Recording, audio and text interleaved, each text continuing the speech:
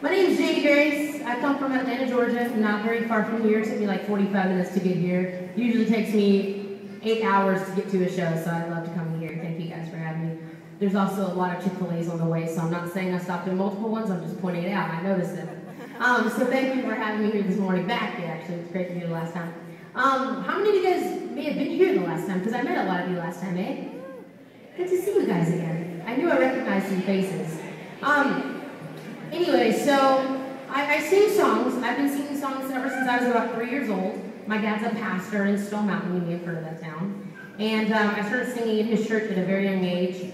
And I fell in love with singing because it's been my favorite thing. And I just kind of never really knew God would do this with my music. But when I was about 14 years old, I was just kind of like, you know what, God?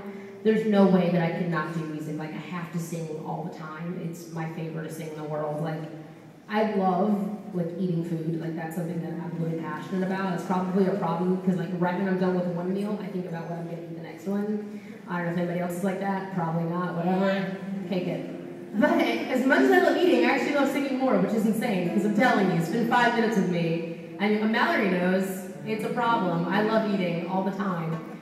But even more than I love, eating, and even more than I love all the other things in the world I love singing. And I never knew where God would take this, but I always knew that it was something that I had to do.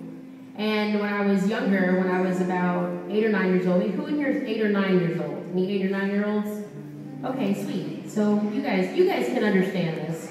When I was about 8 or 9 years old, I was pretty normal, got along with my friends and stuff, but some of you guys know the story.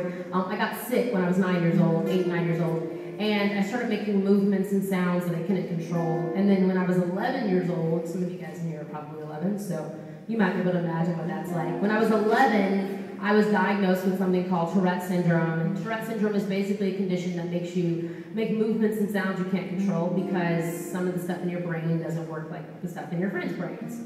And that was really annoying being a kid, being 11 and 12 years old, because all I wanted was to fit in with all my friends. All I wanted was for everybody to think I was cool and normal and, just like everybody else. But I was the kid that if I tried to walk from here to here, I would fall over, or I would hit myself, or I would make weird sounds because my brain had some problems that the doctors didn't know how to fix.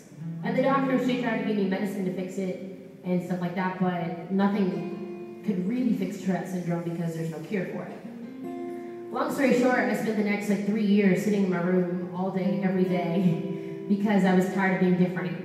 I used to yell at God all the time because I was really mad at him because I didn't get why all my friends got to be cool and all my friends got to be normal and why I had to be the weird girl all the time.